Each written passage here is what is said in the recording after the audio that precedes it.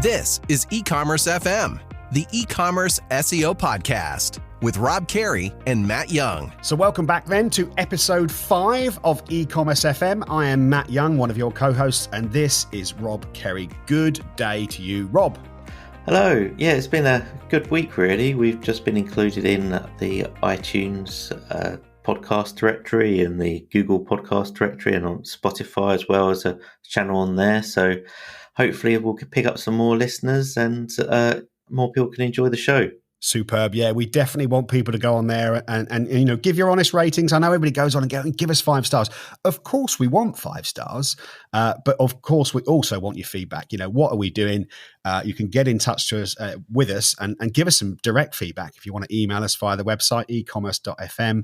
But yeah, get on there, give us some ratings. And of course, please share the podcast with your friends and your colleagues within the industry, because basically, Rob, that's what we're doing it for, isn't it? Yeah, definitely. Okay, this week then we're talking about the huge topic, and I think I say this every week, the topics that we cover are massive, and this one is about e-commerce security.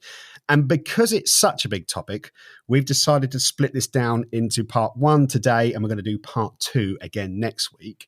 So this week, we're going to cover SSL certificates and Trustmarks.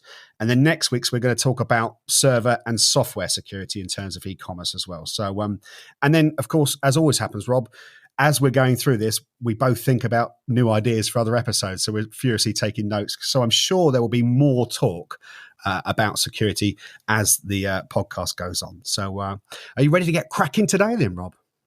Yeah, definitely. Let's go for it. Brilliant. Okay, so, literally straight in with the most basic of questions.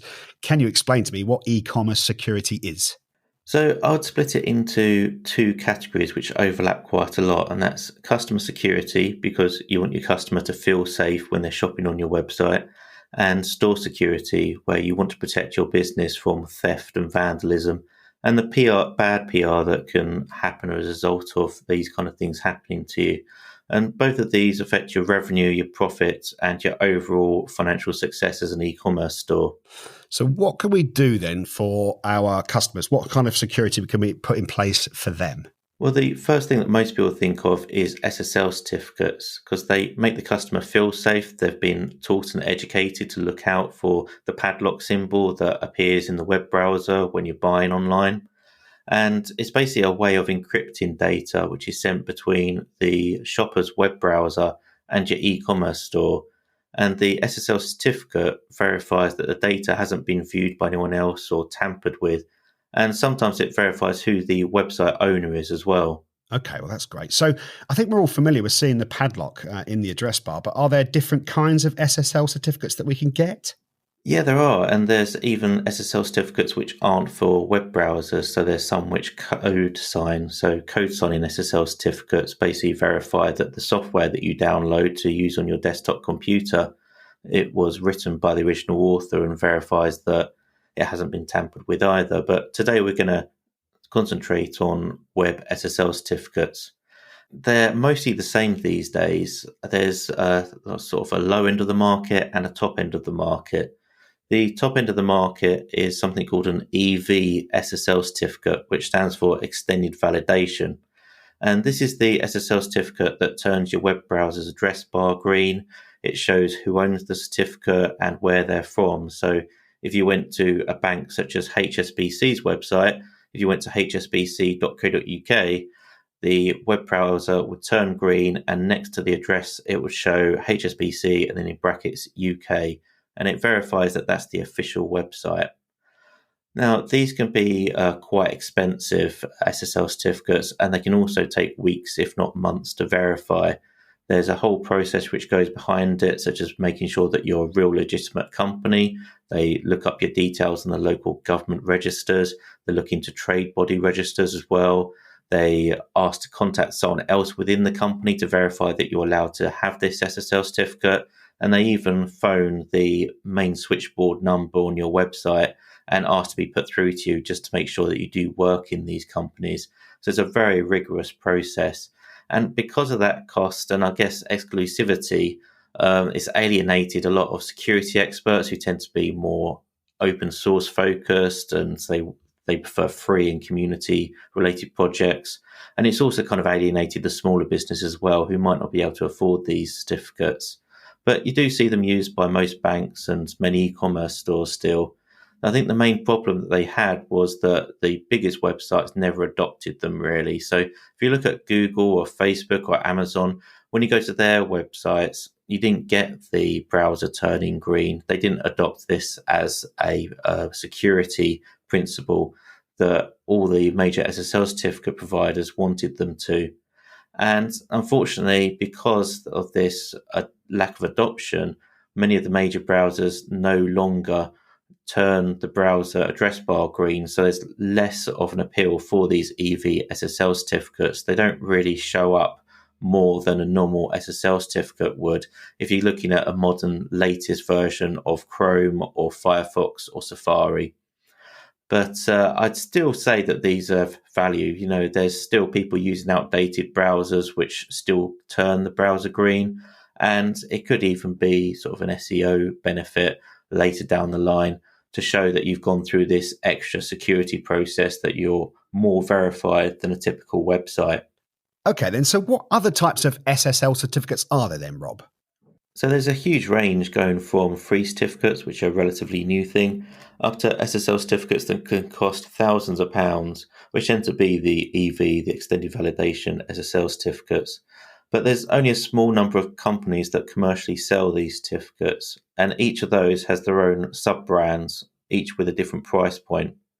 So businesses used to buy VeriSign SSL certificates for thousands of dollars a year because the users recognized and trusted the badge on the website. And as VeriSign's SSL business has since been sold many times, so it's hardly recognized anymore as it once was. VeriSign actually manages all of the world's .com and .net domain names, and they had this SSL business, which they then decided to sell to concentrate on their domain business.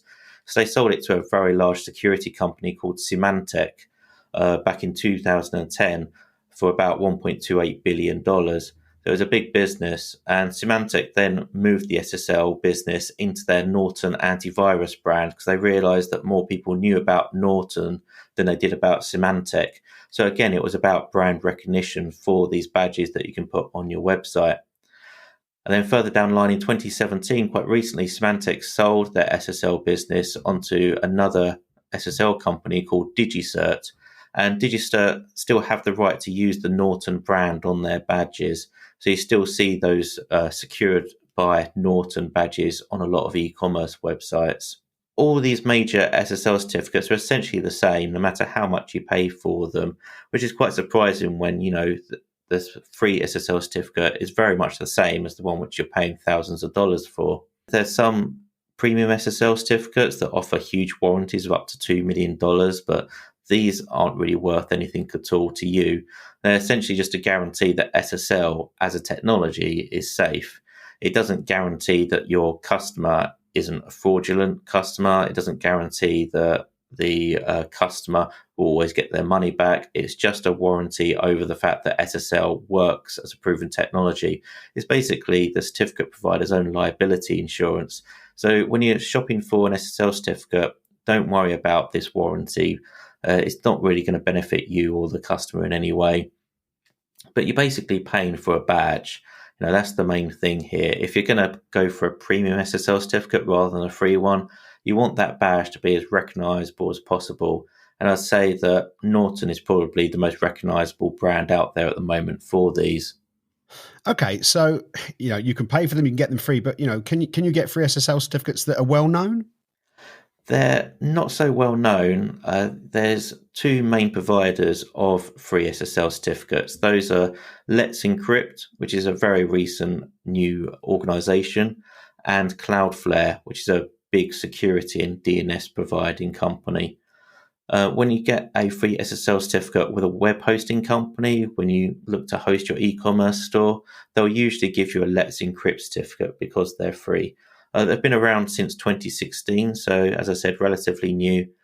And you know, it's really hard to actually launch these SSL certificate authorities. That's why there's not that many of them around, because basically all web browsers have to recognize you and trust and verify your signed certificates. So you can't just start up a certificate authority one day and hope that it works.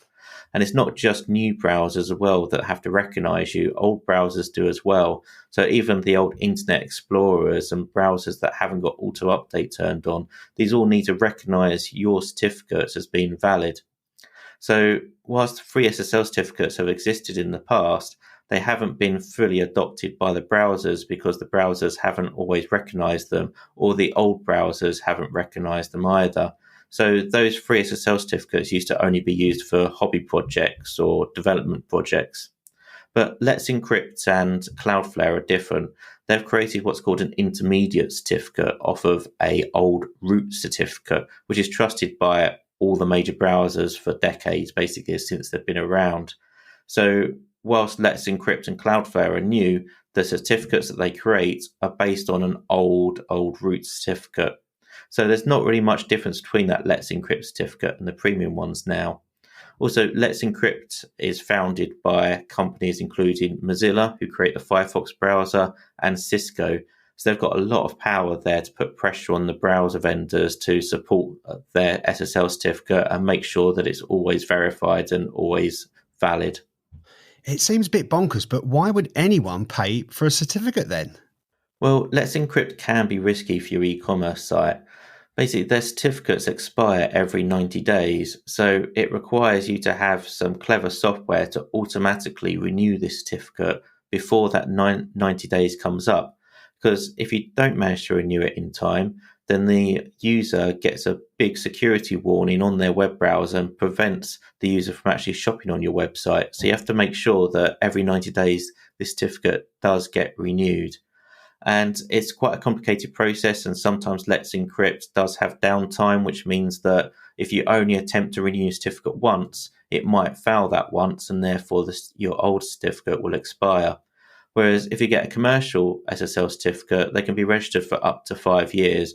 I mean, it's recommended that you don't buy an SSL certificate for more than 2 years, so you can keep on getting a fresh new one with the latest security practices, etc. But it can mean that you don't have to worry about this for another 5 years, which is quite a big thing within most companies. Cloudflare SSL certificates are less likely to expire because the whole SSL process is managed by them.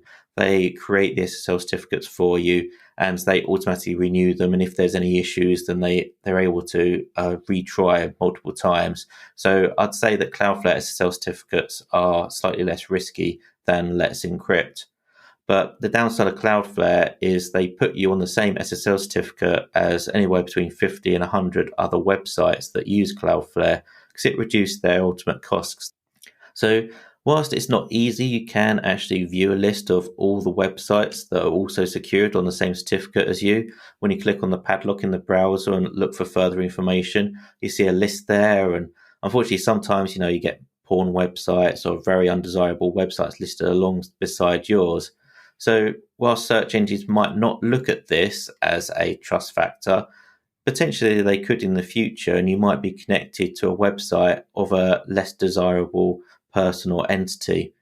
Cloudflare does offer something called a dedicated SSL option for just $5 a month where you get your own certificate. So I'd say if you're using Cloudflare, it's definitely worth the cost in using a dedicated SSL and not just relying on their free version. But going back to the question, you're paying for brand and for the trust. If you're going to go for a premium one, that's really what you're getting. There's still consumers who fear of buying over websites outside of the usual like Amazon and eBay and Etsy. They want something which gives them a feeling of trust, and these security badges do give them. They're proven to increase conversion rates in your website. They're proven to reduce cart abandonment issues, and some SSL Trustmarks are worth a lot more than others. So very few people actually know who companies such as Komodo and Sectigo or DigiCert are, but a lot of people, if not most people, have heard of Norton just from their antivirus software. And there's some people that have heard of GeoTrust and Thought. And it's no coincidence that DigiCert's Norton SSL certificates are the most expensive, followed by GeoTrust and Thought, because it's basically putting a price on that brand, on that trust. So, as I said before, ignore the warranty. It's practically worthless. Sort of don't think about that at all. Just think like sort of how recognized is this SSL certificates branding, and how much is even a 1% increase in conversion rate worth to me? Because if this SSL certificate badge means that you increase your conversion rate by 1%, if that's more than the, say, £300 a year you spend on the certificate, then it's a no-brainer, really. Even EV, extended validation certificates, could be worthwhile because there's still those old browsers out there which show the green bar, and there's still that trust element, the fact that you've gone through all of that security process, and it only costs an extra $200 a year, which is basically nothing compared to what your potential sales would be from someone who would use one of these older browsers and seeing the browser bar go green and thinking, I can trust this website. So there's lots of heated debates in the security community about, these big bad profiteering security authorities. But as a business, your only concern should really be, does it make my customers feel safer, and does it make me more money? And I would say that getting a premium SSL certificate, even an EV SSL certificate for anything more than a tiny e-commerce store, is definitely worth your money. It's crazy, isn't it, how the brands have infiltrated everywhere, and the better known brands are going to charge more for these products, and we see it in everyday life. But getting back to kind of the SEO side of things, is there any SEO benefit to having that SSL certificate on your website? Yes, there is. So Google has used SSL certificate as a small ranking factor since 2014, and they've publicly announced that as well. The fact that if your website is on HTTPS, they do account for that when ranking websites. But it's not going to make you go from page 5 to ranking top 3 just because you're on HTTPS. So don't think of it as a significant advantage, but definitely see it as an advantage. Also, you will get users who are looking for HTTPS in the address bar before they even browse your website, let alone going through to the shopping cart or checkout. So make sure that your entire website is on HTTPS, that it's all protected by SSL and not just the checkout page and the account page. And Google doesn't care at the moment which SSL certificate you use as long as it's valid. So obviously make sure it doesn't expire, because that's a huge trust issue and Google's going to pick up on that. But you don't have to worry too much about whether you're paying for Norton or Thought, or if you've got Let's Encrypt SSL certificate at the moment. That's not saying that they won't use it as a trust factor in the future, though.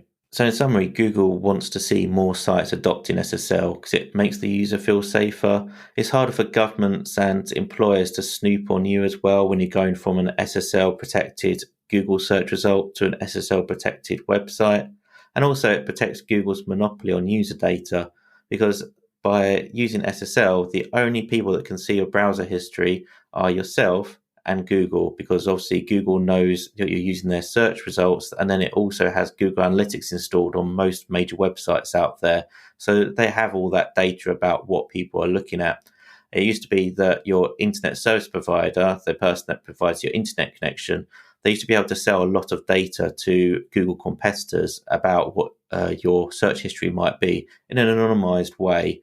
And it meant that competing advertising agencies were then able to get information about users' activity to improve the advertising that they could offer to their clients. But by removing that, by making it so the ISPs can't see what you're doing on websites, it gives Google another advantage on what is basically paying their bills, their advertising business. And what if I can't choose my own type of SSL certificate? So, for example, if I'm using a SaaS e-commerce platform.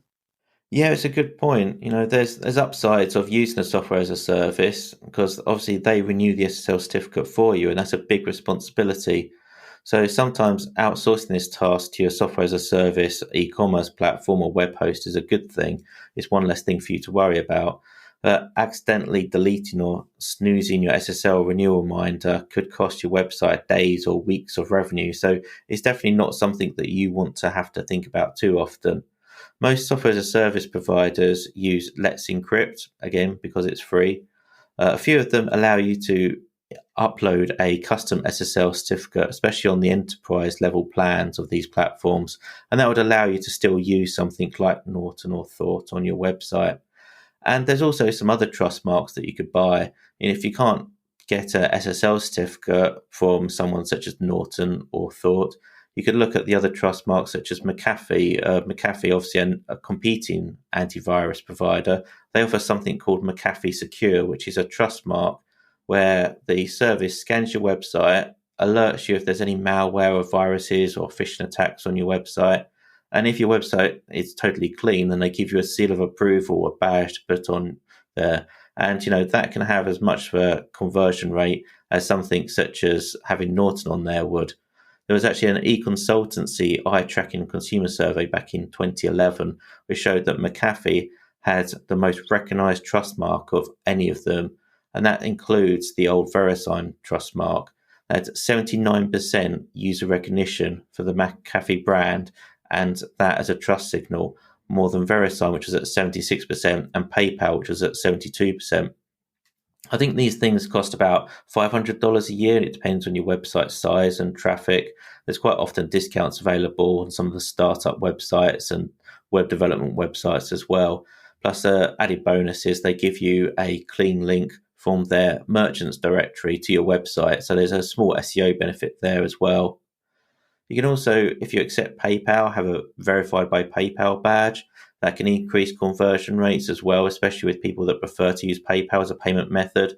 You get some people that won't use credit card forms outside of the major websites that they know. They prefer to use PayPal as a middleman. But there are downsides, of course, with PayPal. They usually have a higher transaction fee on credit cards. And there's also an increased chargeback fraud in general from PayPal customers. But, customers get that extra protection there, and it allows them to get a refund if they don't get the service they want. In America, there's the Better Business Bureau as well, the BBB. They offer a trust mark. It basically proves that you're a legally compliant and trusted business in America. And it's recognized by about 37% of Americans. So it's not huge, but, it might be worth having a look at that and seeing if you can become Better Business Bureau trusted and get that mark on your website. There's a new European equivalent as well. So if you're based in the EU, you can go to ecommerce.trustmark.eu. And this is a new one to basically compete against the BBB for European businesses. It's free if you're a member of a recognized local trade association, and there's a list of those on their website. Unfortunately, already the UK is not allowed this. So if you're based in the UK, you can't get one of these European trust marks. And there's a few others out there as well, which is worth sort of having a Google and having a look around for them. As always, Rob, so much covered in this episode. There will be a transcript of the show. It's on our website, ecommerce.fm. So if there's anything you want to look back on after listening to this show, just pop over there and you'll be able to see. So before we wrap up then, Rob, have you got any other tips for our listeners? Well, I'd probably say definitely shop around when buying an SSL certificate. Don't just buy it from the people that rank number one in Google or buy it direct from your web host. There's a lot of better offers out there. Some of the resellers of these certificates can offer you up to 50% discounts versus the certificate authorities. So if you went direct to Norton or GeoTrust and bought a certificate from them, you'd be paying a lot more than you would through one of these resellers. One of the companies that offers a good discount is called the SSLstore.com. They've got some of the cheapest prices around, but again, remember to shop around because there might be some better offers out there as well. And when you do get your SSL certificate, if you get one of these ones with a recognized brand, make sure you display the trust mark prominently on your basket and checkout pages. You don't have to put it on every single page on your website, but definitely have it alongside the cart information on your website and also on the very final credit cards payment page. You want to get yourself that Mcafee trust mark and put it in the same place as well. And in summary, if you're in the US, join the BBB. If you're in the EU, get an e-commerce trust mark logo. And if you're in the UK, there's something called trustmark.org.uk, which you can go to. It's not very recognized in the UK, but maybe that will happen further down the line. And if you're worried about your SSL certificate lapsing, not being renewed properly, and these big security warnings happening on your website, there's an app out there called littlewarden.com. Costs a few dollars a month, and it will basically monitor your SSL certificate and tell you days before you need to renew that certificate. So you don't have to worry about it so much. Brilliant, Rob. Thank you very much indeed. So basically, that's part one of our e-commerce security show covered. We're going to be back again next week with part two, when we're going to be looking at the server and software security on the e-commerce side of things. But until then, that's pretty much it from us, isn't it, Rob? Are you got any plans for the rest of the week? I think I'll recover from all that talking I've just done. I do feel like a bit of I'm sat here thinking, oh, crack, he's doing all the work. But yeah, you can tell the man with the knowledge. It's definitely Rob Carey. Do make sure, again, we spoke about it at the beginning of the episode. Do go and give us a rating on iTunes, Spotify, wherever you're listening to our podcast from. Have a look at the website, and do follow our social media channels as well, because of course we'll be keeping you up to date with everything that's coming on the show. But until next week, have a brilliant week. Stay safe, stay happy, and we'll speak to you all soon. This is Ecommerce FM, the e-commerce SEO podcast with Rob Carey and Matt Young.